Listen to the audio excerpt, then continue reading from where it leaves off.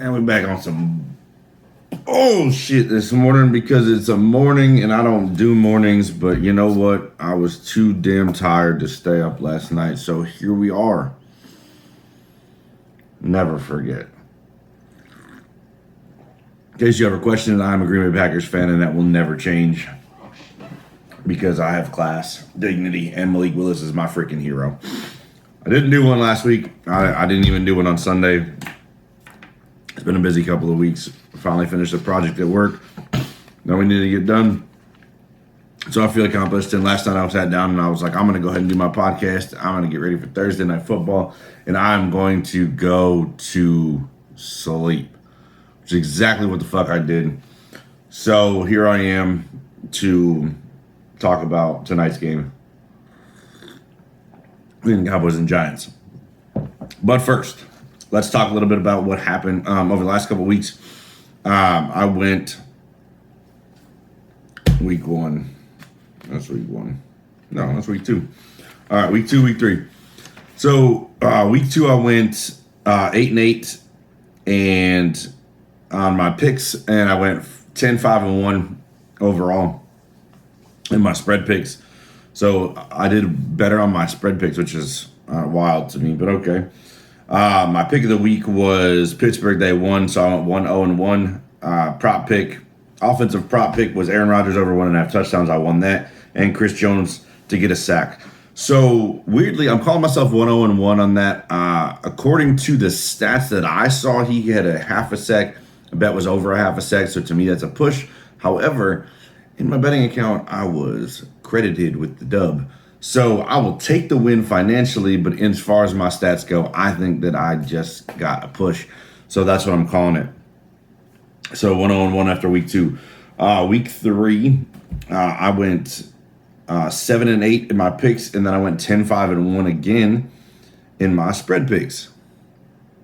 I don't know why I'm having success there like I am, but I'll take it. So that brings me overall heading into week four at 23-24 in my regular picks, and I am 24-21-2 in my spread picks overall. My pick of the week that week was Arizona +3. Anyone who watched any games that week know that that was fucking wrong. So my official picks are 1-1-1 right now. My offensive prop of that week was Andy Dalton over 1.5 touchdowns. Anyone watched that game or any highlights whatsoever know that Andy Dalton made Bryce Young look expendable by throwing 3 touchdowns in the first half. Maybe not the first. I don't know. I don't know when he threw them, but all I know is when I checked the game, he had already thrown 3 touchdowns. So I won that bet right out the gates, and it was like plus 190. It was a nice, stupid little pick. So my offensive props are 3-0 on the season. 3 for 3, which is good. My defensive prop was Rashawn Gary to get a sack. Green Bay had 8 sacks against those Tennessee Titans, and Rashawn Gary unfortunately did not have one.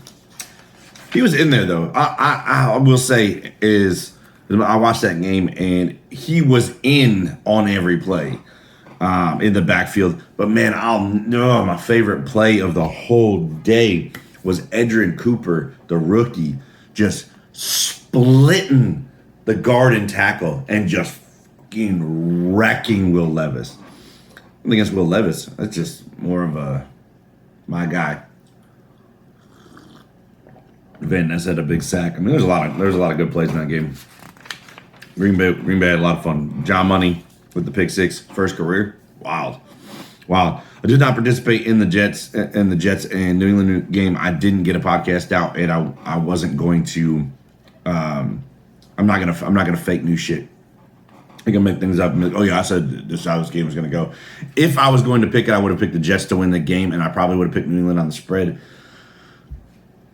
I would have lost that part, but I didn't. So I didn't do anything officially. So I'm not gonna go back and backtrack. Green Bay beat the shit out of Tennessee. Malik Willis revenge game, not revenge game according to him. He's too humble to say that, but even the team said it. Listen, like we came out here to whoop their ass for our guy, and they did. New Orleans lost to Philadelphia. Super close game. New Orleans was in control the entire game, so the fact that they did not win that game is on them. That was a That was a bad closeout in that game. They could not score points after the first like 3 that they got, and then it just took them forever to score again. By then, Philly started scoring, and it just did not go well. Cleveland looks like dog shit. Giants beat them. Houston looked Cuban. Minnesota beat the brakes off of them. We'll look to bounce back this week. Tampa Bay lost to Denver. Really? I guess Sean Payton's still a vein in the existence of Tampa Bay. Indy beat Chicago. Pittsburgh beat the Chargers. Seattle beat listless Miami. Carolina beat the shit out of Las Vegas. The Rams came back and beat San Francisco, who is literally injured everyone. Everyone is injured in San Francisco. Even Brock Purdy is day-to-day. Their entire team. I think the only person who's playing right now is Brandon Ayuk. Ironically. Arizona lost to Detroit. They actually lost. I mean, they lost by 7. So, I mean, it wasn't if they just scored a touchdown instead of kicking a field goal, I would have pushed. I'd felt good about that, but that's all right. Baltimore beat Dallas, even though they mounted a furious comeback. Kansas City beat Atlanta. Controversially, that was a pass interference. I don't like Atlanta, and I don't like Kirk Cousins. That was pass interference. There's no doubt. You can't run into a guy facing the opposite direction and hit him before the ball gets there and not call pass interference. These refs have been garbage early this season. In every game. It's not just Chiefs games, which you'll hear a lot about, but in every single game. The amount of penalties called this year is astronomical. It's insane to me, but it's okay. Whatever. Buffalo beat the shit out of Jacksonville, who looked absolutely garbage. Absolutely garbage. Which is a great bounce back game for Houston this week coming up, because if you don't go in there and make a statement after losing to Minnesota 34-7, if you don't go in there and beat the shit out of Jacksonville, you're in your division game and just house them. You're gonna be in some trouble. Washington beat Cincinnati in the shock of the week. Really, Jaden Daniels looked amazing. Looks every bit the part of a Heisman winner and a top pick. Unlike the actual top pick, Caleb Williams, who looks like garbage. Sorry, not sorry. I'm not. I said this before, and I'll say it 1,000 times. Caleb Williams is not good. He was not good last year. He's not good. He's too fucking arrogant. Too arrogant. But anyway, those pieces of shit aren't playing today, but the Dallas Cowboys and the New York Giants are. So what does that mean? That means that this divisional game of a team coming off a big win in the Giants beating the Browns and a team coming off a big loss in Dallas to the Ravens means that they both need a victory. Dallas needs to show up. They're having issues, consistency issues for my entire life. And the Giants, the Giants don't know who they are, I feel like. Because, I mean, let's be honest.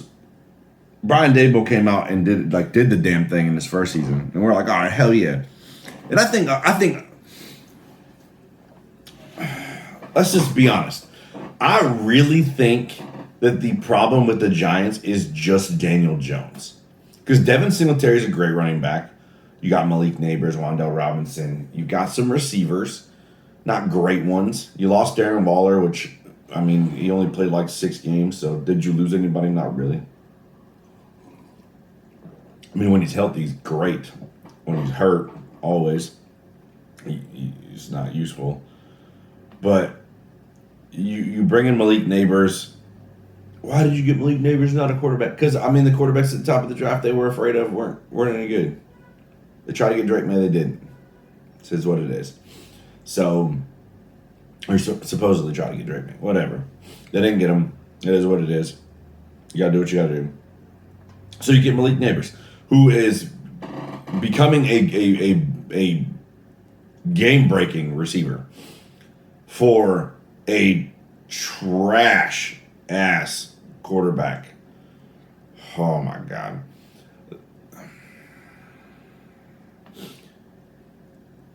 Daniel Jones will not be the quarterback of the New York Giants next year. If he is, if Daniel Jones is the quarterback of the New York Giants next year, they will continuously draft probably in the top 10. If Daniel Jones is a quarterback next year, it's because Brian Daboll didn't get fired. If Brian Daboll does get fired, it's because he kept Daniel Jones as his quarterback. I don't want to see that. I like Brian Daboll. He was great in Buffalo. But I'd understand. I would understand. I think he deserves a second shot, and I think he deserves a second shot with another quarterback. They settled back in with Daniel Jones and that garbage-ass offense. And you let Saquon Barkley go to the Eagles. Ironic. But, all right, so tonight I'm picking Dallas in this game tonight. I do think the Giants will cover. It's a divisional game, and divisional games tend to be close, generally. Probably more often than not. And then so I always try to do a prop pick of some sort. I like a plus money pick just for the hell of it. I do not put these on my official record because I'm not. I pick a lot of stuff, and I bet on a lot of stuff, but I don't put everything on my record. And I pick a lot of stuff that I don't pick, but I bet on it and I lose anyway. Like last week, I bet on T.J. Watt to get a sack, and he did. I won on that, and then I bet on something else. The Andy Dalton thing, plus 190. That was because of that. I basically got my money back. Can't beat it. Well, thanks for Andy Dalton for recovering for me. But we're going to go ahead with a Malik Neighbors touchdown. I believe it was like plus, at least on, I can't think. It's too early in the morning. I don't do this early in the morning shit. But when you're too lazy I finished up work last night, and that was the smart idea. That's what I should have done. And instead of doing a podcast, I went to sleep. I'm getting 5.5 now. So according to, I use Boomtown Casino. I don't remember what it used to be Barstool Bet, but I don't think it's Barstool anymore. So, I mean, I'm just going off these numbers here. Malik Neighbors, plus 110. So, plus 110, I like those plus money props. I really thought about going with Brandon Cooks, plus 215, but I don't know. I mean, who knows? Maybe Neighbors and CeeDee Lamb. That wouldn't be a bad one. Bad little twofer. Let's see. I like that. Nope. Not so bad. Plus 460. That's not bad at all. I don't know. We'll see. If I make it to the casino today before the game, I'll do some fuck shit. If I don't, then I don't. It doesn't matter. I don't care. If I go, I'll probably do more than I need to, and if I don't go, then I didn't miss anything. Whatever. But on that note, Dallas and the Giants. I'll take Dallas, and I'll take the Giants plus 6. Malik Neighbors touchdown in tonight's game. It's a pretty good slate of games this weekend. The Sunday night game, Buffalo and Baltimore. In Baltimore. Whew. Yeah. Minnesota, Green Bay, Cincinnati at Carolina, Denver at the Jets, Philly at Tampa Bay, Jacksonville at Houston, Rams at Chicago, New Orleans at Atlanta, Pittsburgh at Indy, Washington at Arizona, New England at San Francisco, Cleveland at Vegas, Kansas City at the Chargers, Buffalo at Baltimore, Tennessee at Miami, and Seattle and Detroit. Those are the 2 Monday night games, Tennessee and Miami, and Seattle and Detroit. Those are kind of bad. They probably would have been better if Tua wasn't hurt and if Detroit looked like a regular football team again. But on that note, guys, I'm going to get out of here, and I will see y'all. Well, you won't see me, but you'll hear from me on Saturday night with my official picks. On that note, we'll see y'all then.